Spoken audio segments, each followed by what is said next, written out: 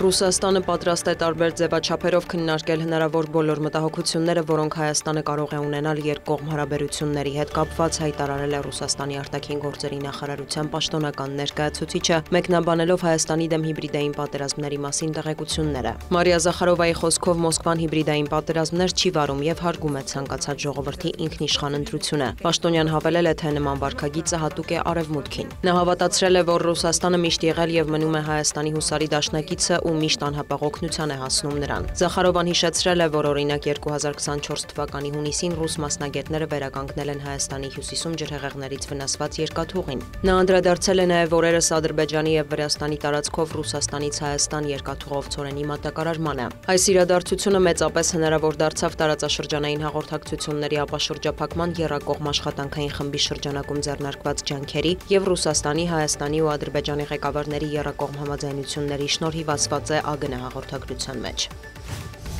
Միացյալ Նահանգների նախագահն ընդունել է Սիրիայի նախագահին, որին դեռ տարիներ առաջ Վաշինգտոնը մեղադրում էր ահաբեկչության համար, իսկ նրան բռնելու համար առաջարկում $10 միլիոն պարգև։ Ահմեդ Աշ-Շարայի այցը պատմական է որակվում։ Վերջին անգամ Սպիտակ տանը սիրիացի բարձրաստիճան պաշտոնյայի են ընդունել 1999 թվականին, երբ ԱԳՆ խրար Ֆարուկ Շարան Վաշինգտոնում մասնակցում էր Իսրայելի հետ բանակցություններին։ Հանդիպումից հետո Դոնալդ Թրամփը հայտարարել է, որ Աշ-Շարան ուժեղ առաջնորդ է, որի հետ ինքը լեզու է գտել։ Կանենք հնարավոր է, որ Սիրիան բարգավաճի, այժմ Մերձավոր Արևելքում երկար տարիների ընթացքում առաջին անգամ խաղաղություն է տիրում, ընդգծել է ԱՄՆ նախագահը։ Նա հավելել է, որ Անկարան ևս աջակցում է Սիրիայում տեղի ունեցող գործընթացներին։ ԱՄՆ ֆինանսների նախարարության տվյալով կչեղարկվեն Արաբական Հանրապետության դեմ գործող սահմանափակումները, բացառություն կկազմեն Ռուսաստանի եւ Իրանի հետ գործարքները, ինչպես նաեւ Սիրիայի նախկին նախագահ Բաշար Ալ-Ասադի նկատմամբ պատժամիջոցները։ Կվերանայվեն քաղաքացիական ապրանքների առևտրի հետ կապված գործընթացները։ Ավելին, ըստ NBC-ի, Միացյալ Նահանգներում Սիրիայի դեսպանությունը կվերաբացվի, Դամասկոսը կմիանա իսլամական պետության դեմ պայքարող կոալիցիային։ Աշ-Շարան իր հերթին գոհունակություն է հայտնել, որ Սիրիան եւ Միացյալ Նահանգներն այժմ աշխարհաքաղաքական դաշնակիցներ են եւ ամերիկյան կողմը կարող է ներդրումներ կատարել երկրում, հատկապես գազի արդյունահանման ոլորտում։ Աշ-Շարայի պաշտոնական այցին ընդառաջ ՄԱԿ-ի անվտանգության խորհուրդը եւ Լոնդոնը նույնպես հայտարարել էին Սիրիայի նախագահին եւ արտգործնախարարին պատժամիջոցների ցանկից հանելու մասին։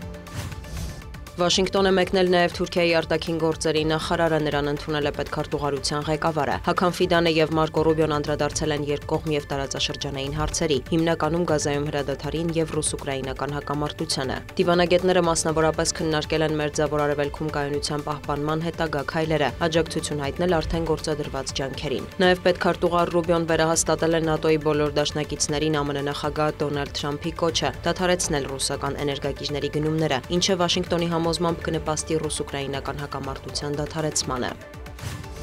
Ղազախստանի նախագահ Կասիմ-Ժոմարտ Տոկաևը, որն օրերս Վաշինգտոնում էր երկօրյա պետական այցով, կգտնվի Ռուսաստանում եւ կհանդիպի Վլադիմիր Պուտինի հետ։ Կրեմլի խոսնակը հայտնել է, որ երկու երկրի ղեկավարները կքննարկեն ռուս-ղազախական հարաբերությունները եւ տարբեր ոլորտներում դրանց զարգացման հեռանկարը։ Անդրադարձ կլինի ռուս-ուկրաինական հակամարտությանը։ Ղազախստանը Ռուսաստանի հատուկ եւ արտոնյալ գործընկերն է, շեշտել է Դմիտրի Պեսկովը։ Տոկաևն էլ տեղեկացրել է, որ Մոսկվայի եւ Աստանայի միջև համապարփակ ռազմավարական գործընկերության հռչակագիր կստորագրվի։ Նրա խոսքով փաստաթուղթը կհաստատի երկկողման նախադեպ վստահության մակարդակը, ինչպես նաև ավելի սերտ գործակցելու համատեղ հանձնառությունը։ Տոկաևը հավելել է, որ Պուտինին Ղազախստանում հարգում են որպես համաշխարհային մասշտաբի քաղաքական գործչի։